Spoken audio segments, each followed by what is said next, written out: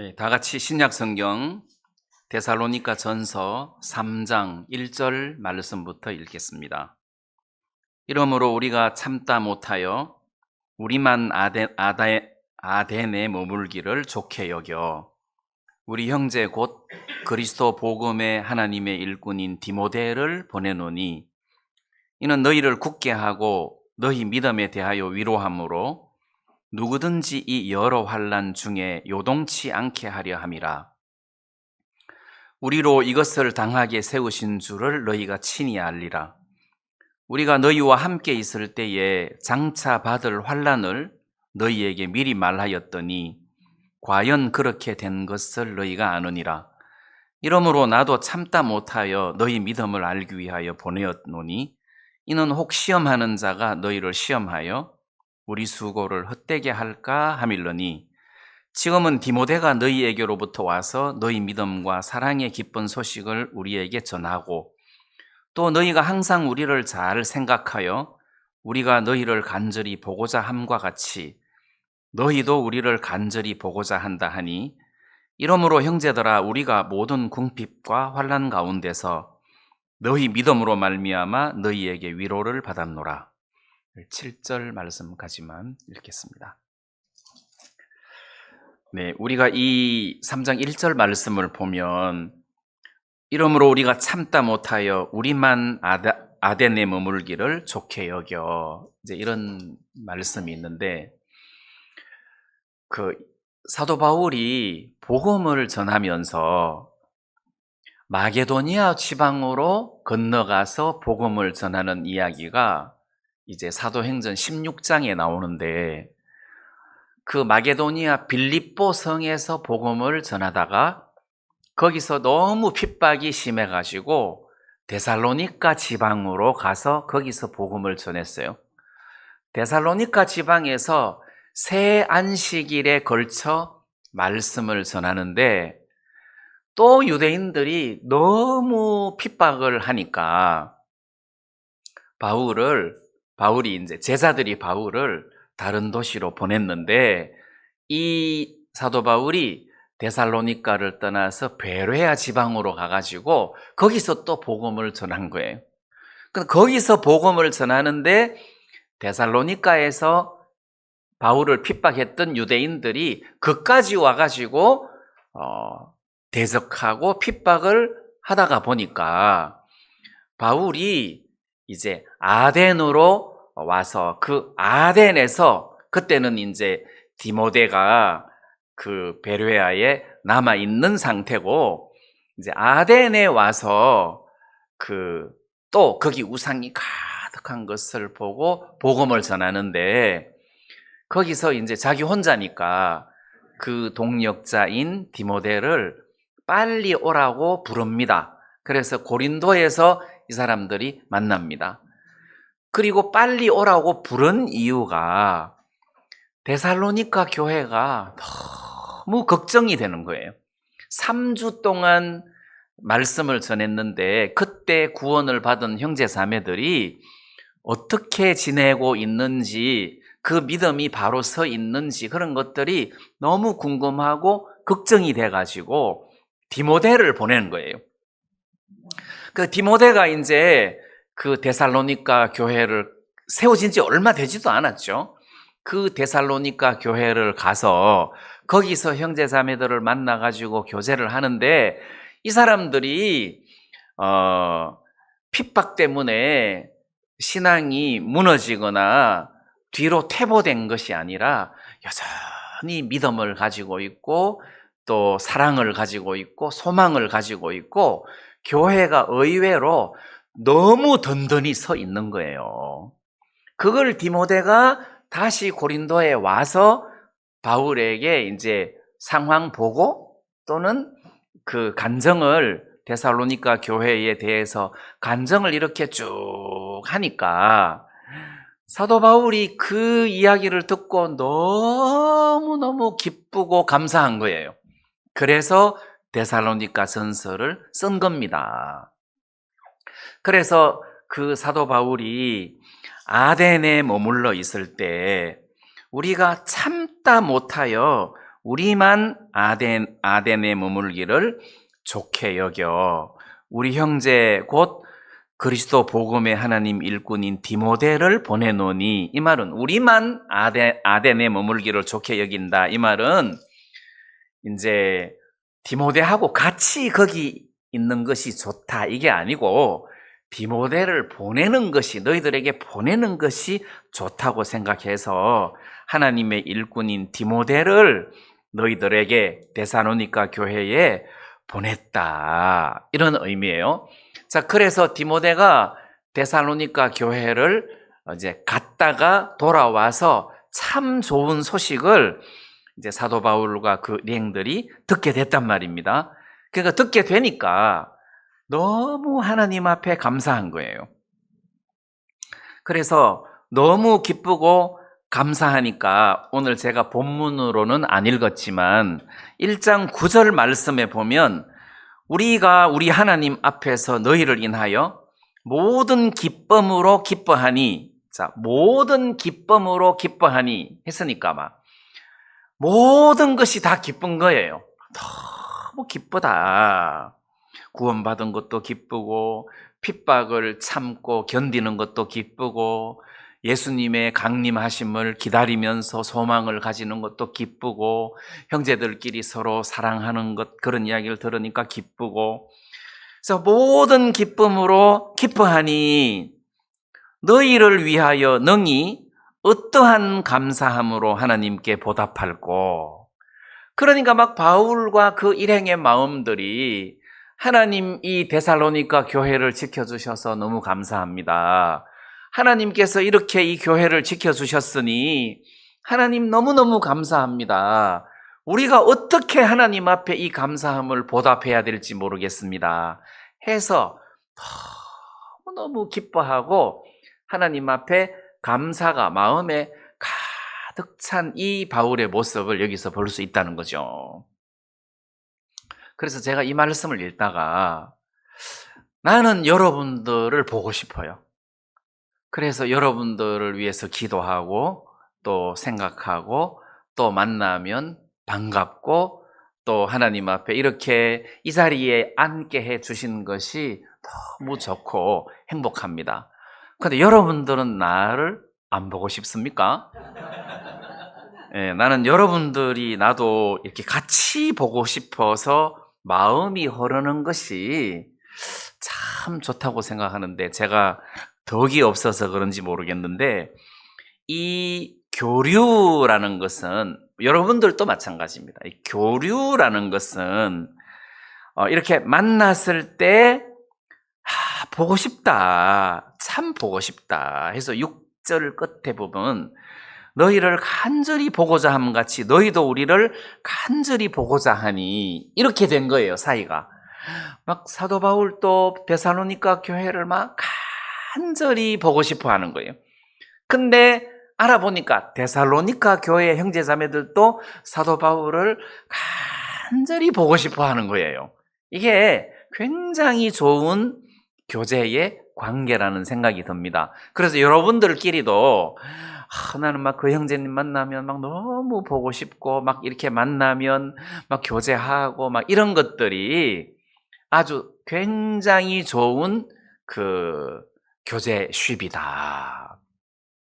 그래서 교회는 이런 어떤 그 교제의 관계가 되도록 우리가 서로 하나님 앞에 은혜를 구하고 또 노력을 해야 되지 않겠나, 이런 생각이 좀 들었습니다. 막 서로 보고 싶어 하고, 예? 간절히 사모하고, 또 피차 간절히 사모하고, 만나면 막 반갑고 막 행복하고. 이번에 일본에 갔는데 미국에서 그 한인수 장로님하고 같이 예배를 드리는 분들이 있습니다. 그 한인수 장로님은 선교회를 나와서 이제 우리 예배를 커다란 TV를 갖다 놓고 그걸로 예배를 드립니다. 그리고 예배를 드리는데 5명이 모여서 예배를 드린다 하더라고요. 그래서 이번에 5명이 오셨는데 너무 반가운 거예요. 우리는 뭐 남자들끼리 이렇게 껴안고 그러면 좀 서먹서먹한데 너무 반가우니까 막 껴안고 막 이러고, 그 다음에 이제 그 오후 시간에 그 우리 신진호 목사님 사택 근처 그 공원을 관광을 하는데, 그날 막 비가 주룩주룩 내리는데 우산이 없는 거예요. 그래서 있는 우산 막 전부 다 걷으니까 이제 한 10개 정도 되는데 20명이니까 한 사람이, 두 사람이 한 개를 써야 되잖아요. 그래서 이제 두 사람이 같이 쓰려면 이렇게 팔짱 끼고 이렇게 쓰면 좀 좋잖아요. 그래서 그 미국 형제님 한번 팔짱 끼고 막 이렇게 하니까 자꾸 밀더라고. 그래, 왜 그러시냐 그랬더니 그 미국에선 이렇게 팔짱 끼면 게이라고 흉본대요. 게이라고 흉본대. 그게. 그리고 또 사모들이 팔짱 끼고 있으면 미국에서 저렇게 가면 전부 다 뭐 레즈비안인가 뭐 그렇다면서 흉본다고 자꾸 거리를 두더라고. 그러거나 말거나 비 맞으니까 이제 이렇게 했는데 너무 반가운 거예요. 서로가 막 너무 반가운 거예요. 그래서 막 틈만 나면 이제 이야기하고 또 간증하고 막 이렇게 재밌는 시간을 가졌는데, 우리가 그런 그 관계가 됐으면 좋겠다 싶고, 사실 그 제가 그런 데 가서 이렇게 교제를 하다가 보면 저는 이번에 윤희갑 목사님이 그렇게 은사가 다양한 줄 몰랐어요. 막 말씀도 잘하고 막 고생도 많이 하셨고 또 간정도 좋고 막 너무 새로운 어떤 그 발견? 네. 그리고 또 요즘은 이제 사는 것이 재미가 없는 거예요. 뭐 버스 기사에다가 막 블루베리로 먹고 살 수 있을 만큼 농사가 되니까 이제는 막 그런 게 재미가 없는 거예요. 근데 그 복음 앞에 살고자 하는 마음을 하나님이 주셔가지고 그런 마음이 가득한데 참 감사하더라고요. 그래서 우리가 이렇게 서로 간절히 보고자 함과 같이 이제 이런 대목이 참 이렇게 부럽다는 마음이 들었습니다. 이게 정상이라는 마음이 들었습니다. 그래서 우리가 이 교회, 이 사도 바울, 이 성도들에 비하면 우리는 너무 육신적인 사람이고 믿음도 없는 사람인데, 또 이런 말씀을 계기로 우리 마음도 많이 낮추고 저도 믿음으로 살고 마음도 낮추고 하나님 앞에 은혜를 입는 이런 기회가 됐으면 좋겠습니다. 그 다음에 이제 사도 바울이 디모데를 데살로니가에 보낸 이유, 목적이 있습니다. 그냥 데살로니가 교회가 어떻게 지내고 있나 궁금해서 그냥 살펴보기 위하여 보낸 것이 아니고, 물론 그것도 한 보낸 목적 중에 하나가 되겠지만 거기 가서 디모데야, 네가 거기 가서 이런 일을 해라 하고 목적을 부여했단 말입니다. 그래서 그 목적이 2절에 나옵니다. 우리 형제 곧 그리스도 복음의 하나님의 일꾼인 디모데를 보내노니 이는 이유죠. 너희를 굳게 하고 너희를 굳게 한다. 그 다음 너희 믿음에 대하여 위로를 함으로 누구든지 이 여러 환난 중에 요동치 않게 하려 함이라. 이게 목적이에요. 이걸 팍 줄이면 내가 디모데를 너희들에게 보낸 이유, 또는 디모데 너에게 그 데살로니가 교회에 가라고 보낸 이유가 데살로니가 교회를 굳게 한다. 강하게 한다. 또 요동치 않게 한다. 요동, 흔들리지 않게 한다. 이런 의미라는 겁니다. 자, 그러면은 무슨 흔들릴 일이 있냐? 자, 사도 바울이 복음을 전할 때 항상 이렇게 형제 자매들을 복음 전하고 난 이후에 됐다, 너희들 이제 구원받았으니까 됐다 하고 그냥 안심하고 집으로 돌아오는 것이 아니고 그들을 굳게 세우는 일을 하더라는 겁니다. 그럼 예를 들어 가지고 사도 바울이 2차 전도 여행 때 그 루스트라 더베에 가서 복음을 전한 적이 있었잖아요. 1차 전도 여행 때인가? 복음을 전한 적이 있었는데 그때 안전뱅이가 일어났잖아요. 안전뱅이가 일어났어요. 루스트라에서. 근데 그 이후에 유대인들에 의하여 핍박을 받아가지고 사도 바울이 돌에 맞아 죽었어요. 사람들이 죽었는 줄 알고 그 시체를 성 밖에다가 던졌단 말이에요. 그 시체를 성 밖에다가 던졌는데 그때 다시 부시시시하고 살아나서 일어난 거예요. 그러니까 이제 기절할 정도로 맞았다가 깨어난 거겠죠. 그러면 사도 바울이 두들겨 맞은 몸을 좀 이렇게 관리하고 자기 몸을 보호하고 조리하고 막 이렇게 해야 될 것 같은데 그렇게 하지 않고 사도 바울이 더베로 가서 복음을 전하고 다시 거꾸로 돌아와서 또 루스드라에 와가지고 어떤 일을 했느냐 하면 사도행전 14장 22절에 보니까 제자들의 마음을 굳게 하여 이 믿음에 거하라 권하고 이렇게 돼 있어요. 자, 이 굳게 하는 방법이 이 믿음에 거하라 하면서 권했다는 겁니다. 이 믿음에 거하라. 제가 이제 복음을 전하면 사람들이 죄사함을 받잖아요. 그래, 나는 죄사함을 받았어. 이제는 의인이야. 이제 의인이야. 하고 믿었어요. 근데 너무 약해. 의인이라고 해도 굉장히 약해요. 그럼 이제 한 달쯤 후에 그 사람을 다시 굳게 해줄 필요가 있다는 겁니다. 그래서 형제님, 확실히 죄사함 받았습니까?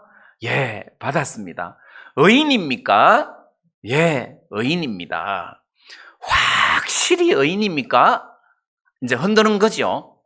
확실히 의인입니까? 그러니까 의인입니다. 그래서 내가 한 수 더 떠가지고 100% 의인입니까? 그러니까 90% 의인입니다. 이제 그러는 거야. 약하다는 소리죠. 그러면 90% 의인이라는 사람은 자기 죄를 씻어주신 예수님을 바라보는 것이 아니라 자기를 바라보는 사람이에요. 자기를 바라보는 사람. 그러면 구원은 나를 쳐다볼 필요가 있습니까? 없습니까? 없다는 거죠. 구원은 나를 쳐다볼 필요가 없고 나를 건지시는 예수님을 쳐다봐야 된다는 거죠.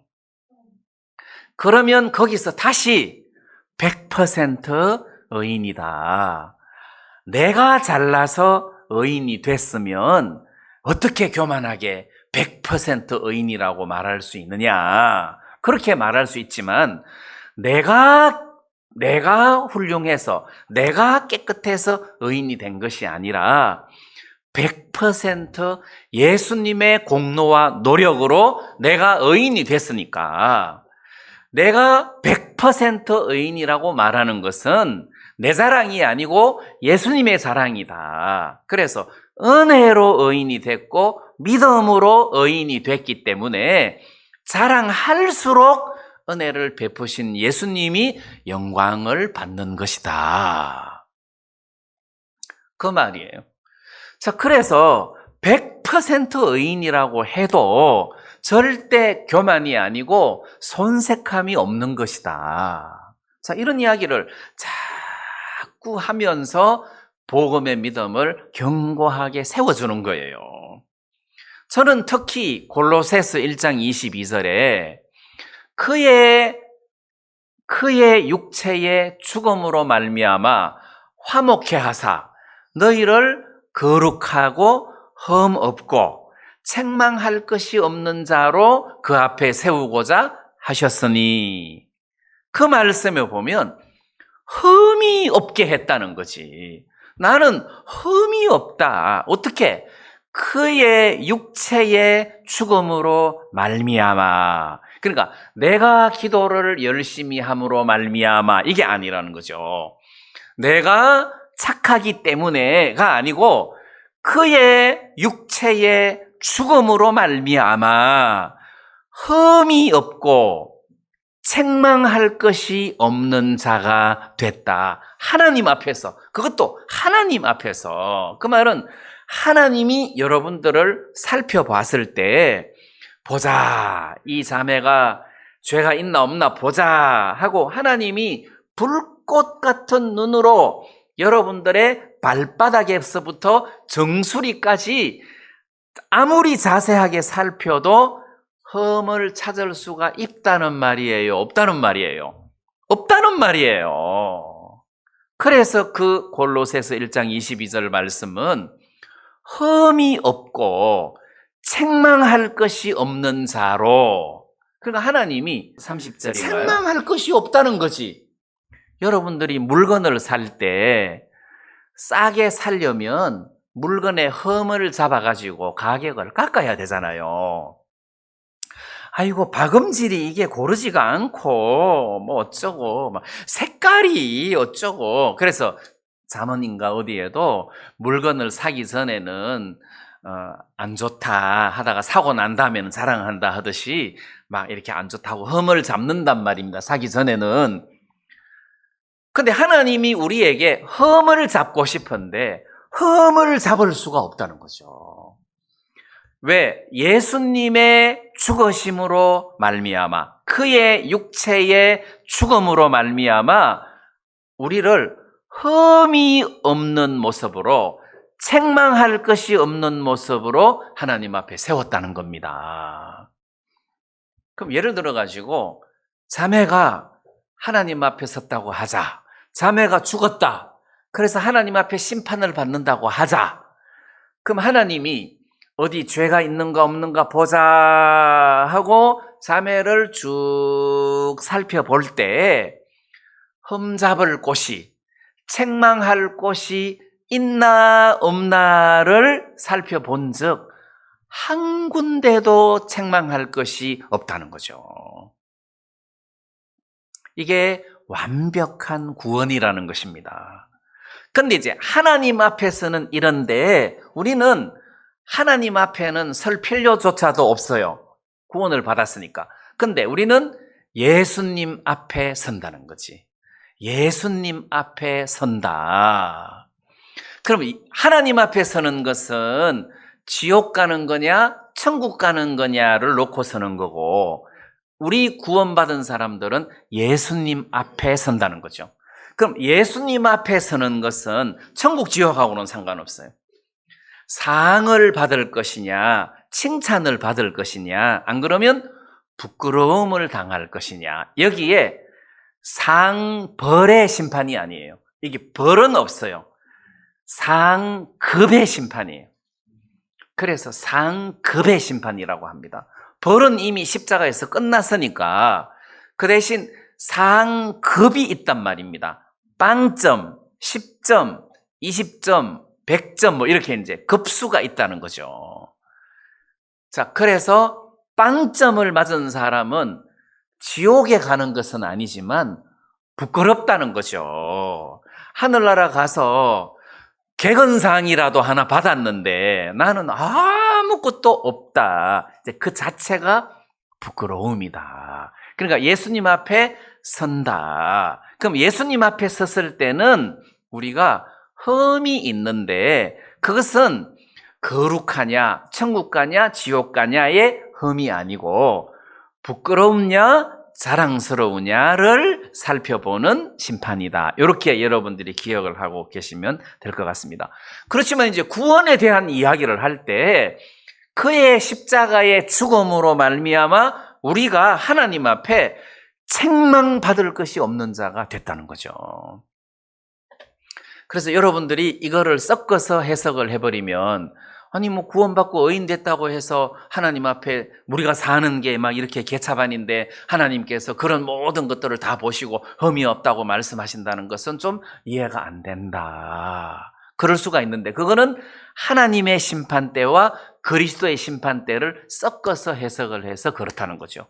그래서 하나님의 심판대는 백보자 심판이고 그리스도의 심판대는 상급의 심판이다. 이걸 섞으면은 해석이 안 되는 거예요. 그럼 여기서는 골로새서 1장 22절에서 그 앞에 세우고자 하셨으니 했을 때 그 앞에는 하나님 앞이라는 거죠. 예, 백보자 심판 때 만약에 세웠을 때도 흠이 없는 완벽한 모습으로 세우기를 원하셨다. 자, 이런 것들을 디모데를 통해서 데살로니가 교회 성도들을 굳게, 강하게, 흔들리지 않게 해준다는 겁니다. 그러니까 우리식으로 말하면 내가 이제 구원을 받았어요. 의인이 됐어요. 난 이제 거룩하게 됐어요. 그래서 이제 막 친구들한테 나 의인이다, 구원받았다 하고 막 이렇게 전도하다가 보니까 다투게 생기잖아요. 그래서 전에 다니던 교회를 찾아가서 막 목사님하고 상담을 하게 됐어. 야, 우리가 다 죄인이야. 그래갖고 어떤 형제 하나는 로마서 3장 10절을 배워갖고 온 거야. 막 의인이다 했는데 그 옛날 교회 목사님이 의인은 없나니 하나도 없으며 그걸 딱 보여주니까 할 말을 잃어버린 거야. 자, 그러니까 마음이 흔들리는 거라. 막 요동을 치는 거예요. 다시 나한테 왔어. 의인은 없나니 하나도 없으며. 근데 왜 목사님 의인이라 합니까? 아니, 하나도 없으며까지 읽지 말고 다 읽어. 하나도 없으며 깨닫는 자도 없고 하나님을 찾는 자도 없고 선을 행하는 자는 없나니 하나도 없도다. 여기 의인이 없나니 행하는 자는 없다. 그래, 행위로 의인이 된 사람은 없다. 자, 그 뒤에 21절을 봐. 이제는 예수 그리스도를 믿음으로 말미암아 의롭게 되는 의가 나타났다.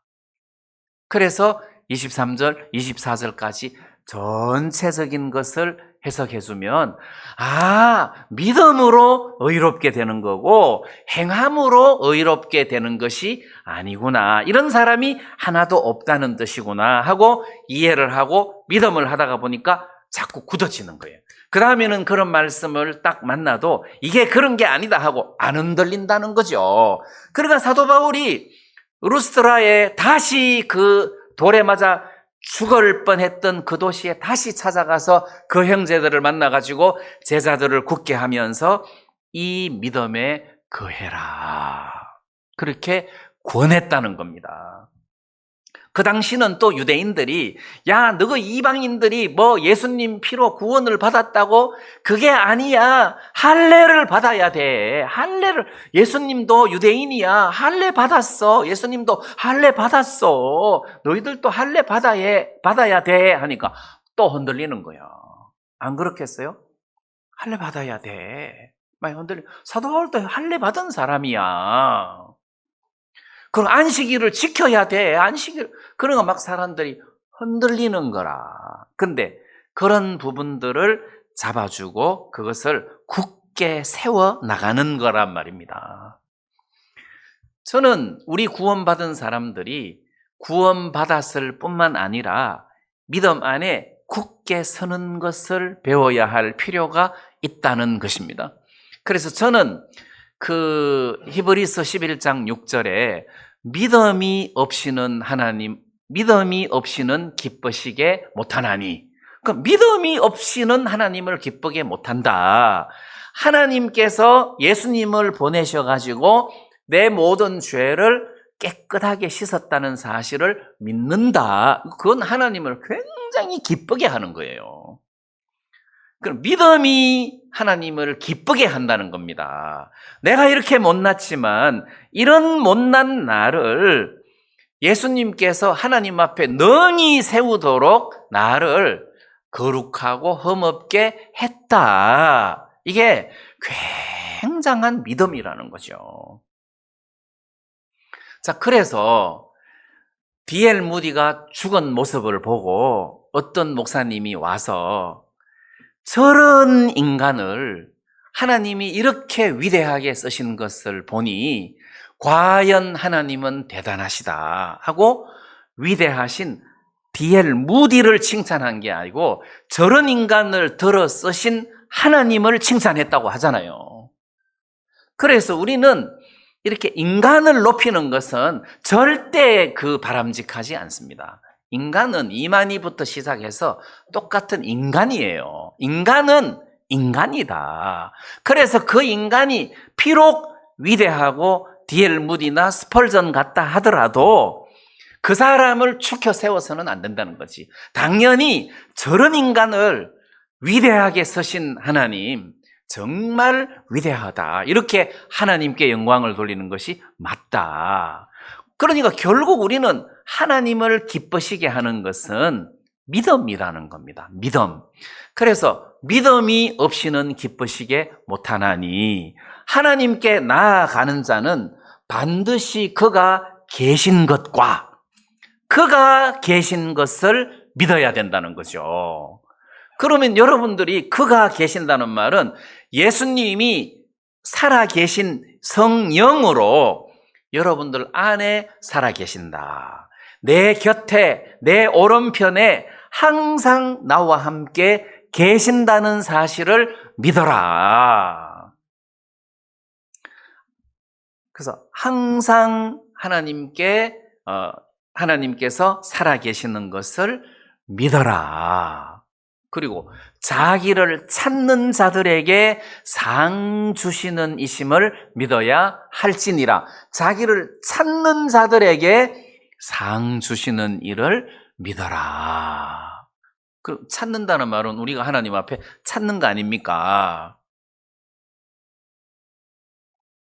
어저께 공항에다가 제가 주차를 했어요. 5일 동안 공항에다가 주차를 하면 돈이 많이 나올 텐데 하고 이제 검색을 해보니까 하루 장기 주차하는데 9,000원인가 10,000원인가 그렇더라고요. 그리고 예약 주차를 하면 7,000원이래요. 그래, 예약 주차를 하면 5일, 7호, 35, 35,000원이구나 하고 또 쭉 읽어보니까 그 저공해 차량은 또 50% 할인해 준대요. 그럼 내 거는 또 하이브리드라. 그래갖고 5일 주차하는데 17,500원이라. 그래갖고 이제 예약 주차장에다가 주차를 했어요. 그리고 어저께 이제 공항에 내려가지고 리무진 셔틀버스를 타고 예약 주차장에 갔는데 내가 잘못 내린 거예요. 그래 내가 123번 코너에다가 주차를 했는데 거기 보니까 56번이더라고. 저 끝까지 가면 100번 나오겠다 싶어갖고 저 끝까지 갔는데 담벼락만 나오고 안 나오더라고.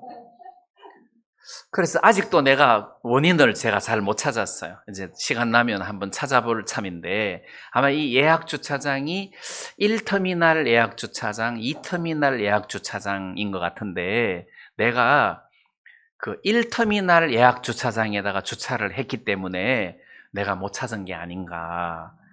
그래서 1시간을 넘게 헤맸어요. 그 윤희관 목사님 내 차 타고 갔는데 막 전화하면서 왜 안 오냐 하길래 내가 지금 헤매고 있다고 하니까 이제 걱정을 많이 하더라고. 나는 막 이제 막 1시간을 막 그렇게 뛰어다니니까 막 다리도 아프고 그렇잖아도 피곤한데 막 내가 촌놈이구나, 내가 늙었구나, 이렇게 감각이 없구나. 그러니까 막 자괴감도 찾아오고 숲속에서 이렇게 길 잃어버리면 죽겠구나 막 이런 생각이 들더라고. 근데 마침 내가 누구를 물어보고 싶은데 밤 12시에 사람이 없어요. 거기는 전부 다 무인 주차장이에요. 카드 결제하는 데라. 그럼 물어보고 도움을 청해야 되는데 마침 차가 한 대 있길래 가서 이제 두드렸더니 중국인이더라고. 한국말을 떠듬떠듬 하더라고. 그래서 예약 주차장이 어디 있는지 아냐 그러니까 떠듬떠듬 하는데 내가 가르쳐줘야 될 판이라. 자, 내가 아쉬울 때 누구를 찾습니까? 도움을 줄 만한 분을 찾는다는 거지. 그 밤 12시에 아무도 없더라고. 막 진짜 뭐 누구라도 하나 있으면 붙들고 도움을 청하고 싶은데 없더라고.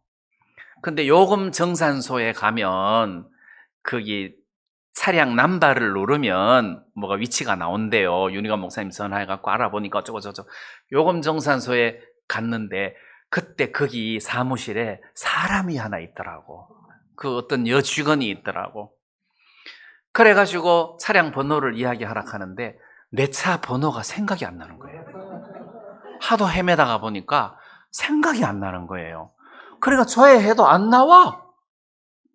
왜 안 나오지? 왜 안 나오지? 차량 번호가 맞습니까? 하는데 생각이 안 나는 거예요. 그래서 한참 정신 차려갖고 8996인가? 내가 7이라 했거든. 8997 했거든. 6인가? 그랬더니 그 선생님 차 맞아요? 네. 자기 차 아닌 거 아니에요? 하고 또 그거 갖고 또 한참 옥신각신하고 막 이렇게. 근데 사람이 아쉬울 때 자기에게 도움을 줄 만한 자를 찾는다는 거죠. 여러분, 우리가 인생을 살다가 보면은 도움을 줄 만한 자를 찾는데 여러분들에게 도움을 줄 만한 자가 주위에 별로 없어요. 사람은 별로 없어요.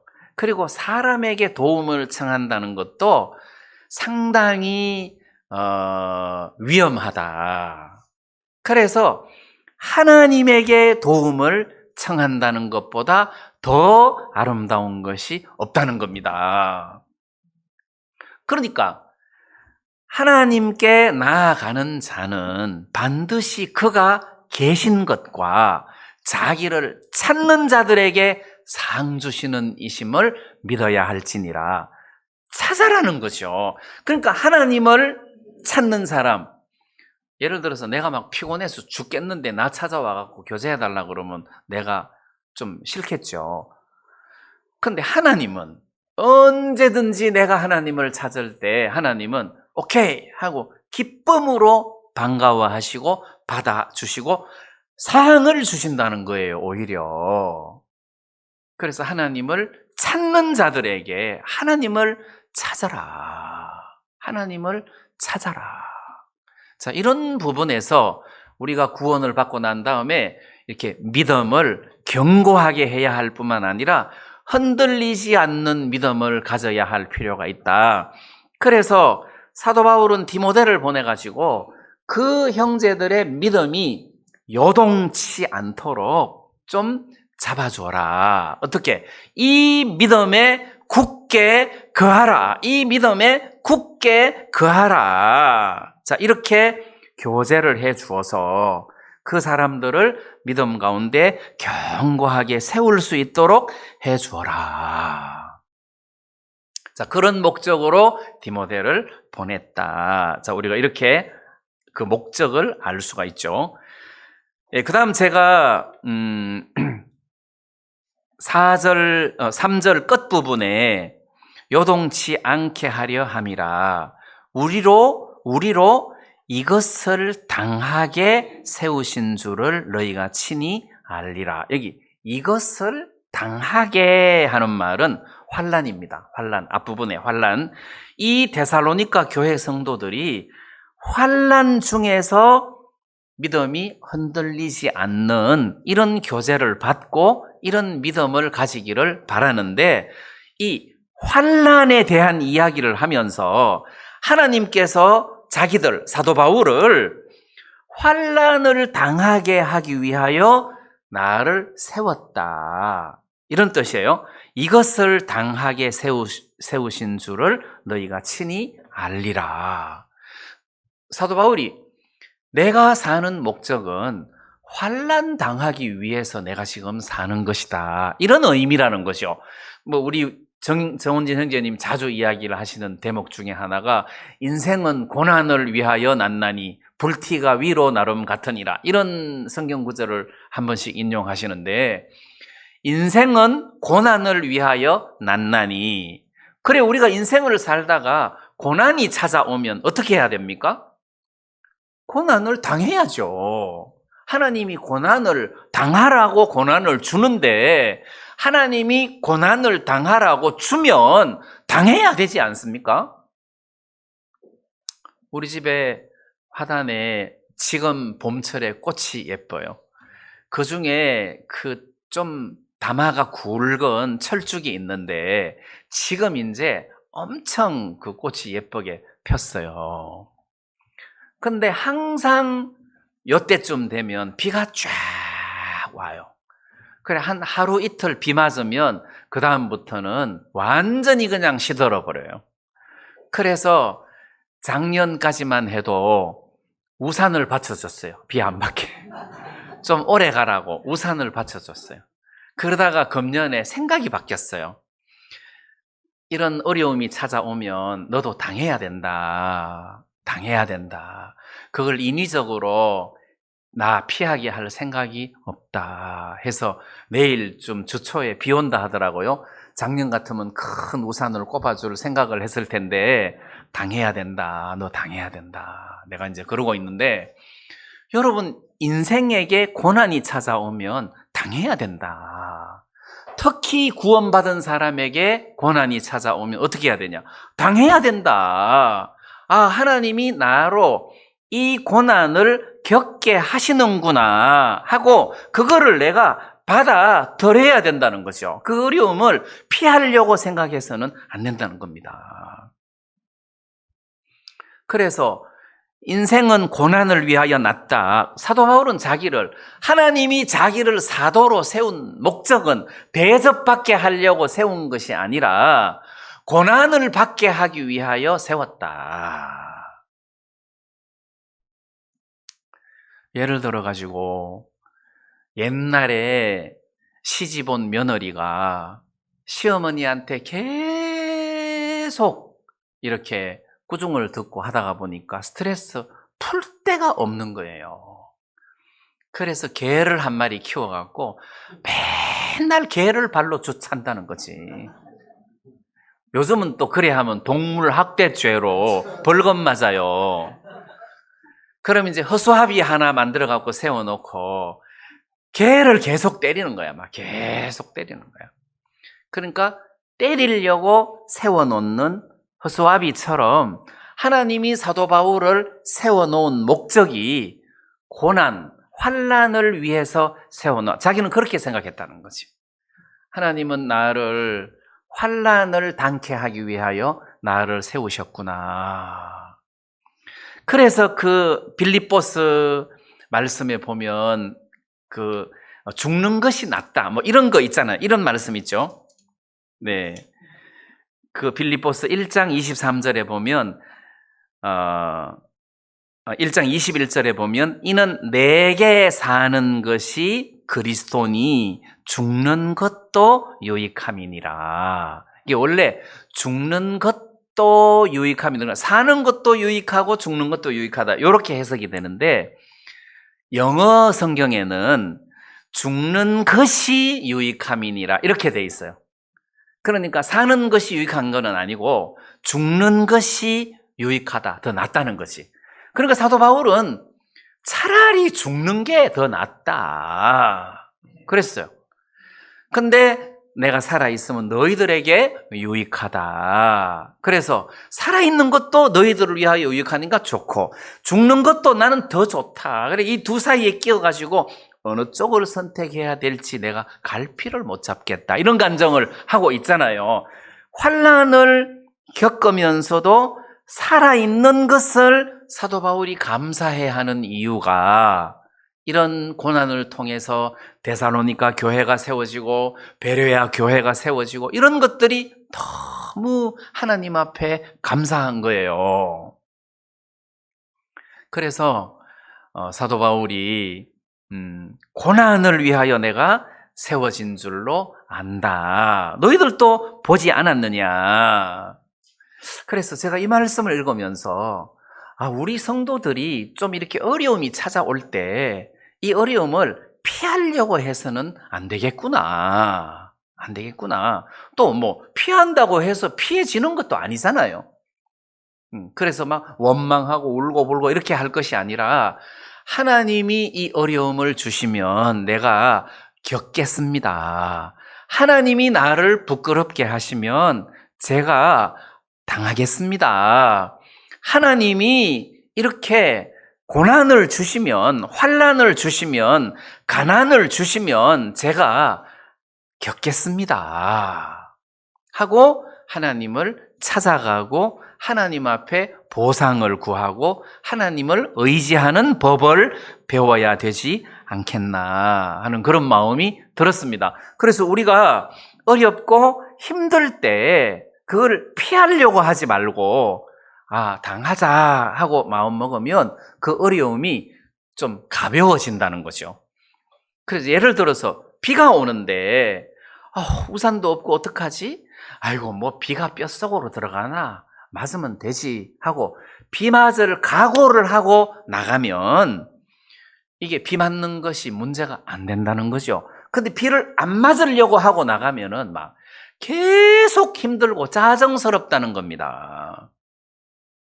그래서 요즘 비는 산성비라 맞으면 머리 빠진다 하더라. 그러면은 무슨 뭐 합판 쪼가리 같은 거 하나 어디 구해가지고 마트에서 머리만 안 맞게 쓰고 그냥 뭐 옷 버리면 뭐 비가 뭐 뼛속에 들어가나 그러고 그렇게 다니면 이게 문제가 안 된다는 거죠. 근데 한 방울도 안 맞으려고 하니까 힘드는 거잖아요. 그래서 구원받은 사람은 이좀 고난은 내가 당해야지. 인생을 살면서 이만한 어려움도 안 당하고 인생을 산다는 것이 그게 욕심이지 말이 안 된다 해서 우리가 어려움을 하나님 앞에 당할 걸로 딱 각오하면 여러분들이 충분히 그 어려움을 이길 수 있다는 겁니다. 그래서 강해진다는 거죠. 이 표현은 데살로니가 교회 성도들로 하여금 우리는 하나님이 이렇게 환난 당하기 위하여 세워놓은 사람인 것처럼 하나님께서 우리를 이렇게 세우셨다. 그럼 너희들도 마찬가지로 환난을 당하는 것이 비정상이 아니고 정상이다. 오히려 기뻐해라. 자, 이렇게 사도 바울이 지금 편지를 통해서 데살로니가 교회 성도들을 위로하고 있는 것을 여기서 발견할 수 있습니다. 그 다음 5절 말씀에 보니까 이러므로 나도 참다 못하여 너희 믿음을 알기 위하여 보내었노니. 자, 이 말은 사도 바울이 아덴에서 빨리 디모데가 왔으면 좋겠다. 그래도 고린도에서 디모데를 보낼 때 참다 못하여. 이 말은 너무 궁금한 거라. 그래서 막 소식이 오겠지. 뭐 잘 되겠지. 이렇게 이게 너무 궁금해서 디모데를 보냈다. 이 말이에요. 보내었다. 너희 믿음을 알기 위하여 보내었노니 이는 혹시 시험하는 자가 너희를 시험하여 우리 수고를 헛되게 할까 함일러니 해서 시험하는 자에다가 포인트를 맞춘 거예요. 그러면 유대인들이 너희들을 괴롭게 해서 이게 아니고 시험하는 자, 곧 마귀죠. 마귀가 데살로니가 교회 성도들을 시험을 해가지고 그들의 믿음을 무너뜨려서 교회가 세워지지 못하도록 할까봐 사도 바울이 너무 염려가 되고 걱정이 되어서 디모데를 보낸 것이다. 이랬단 말입니다. 자, 그러면 이 시험하는 자라는 말이 있는데 데살로니가 전서 2장 18절 앞에 말씀에 보면 그러므로 나 바울은 한 번, 두 번 너희에게 가고자 하였으나 사단이 우리를 막았도다. 자, 바울이 데살로니가 교회를 떠나 와가지고 교회가 궁금해서 바울이 데살로니가 교회를 가려고 몇 번 바울이 직접 가려고 시도를 했는데 자꾸 길이 막혔다는 거지. 근데 길이 막혔다 할 때 그냥 막 형편 탓으로 돌리는 것이 아니라 마귀가 사탄이 우리를 막았도다. 자, 이렇게 해서 시험하는 자와 사탄이 막았다. 또 너희들의 믿음을 넘어뜨리려고 한다. 자, 이런 그 염려를 하면서 시험하는 자와 사탄을 여기서 언급을 하고 있다는 겁니다. 그러면 시험하는 자 사탄이 사도 바울이 데살로니가 교회에 가지 못하도록 막은 이유가 뭐겠습니까? 저 사람이 가면 데살로니가 교회가 세워진다. 형제자매들이 견고하게 세워진다.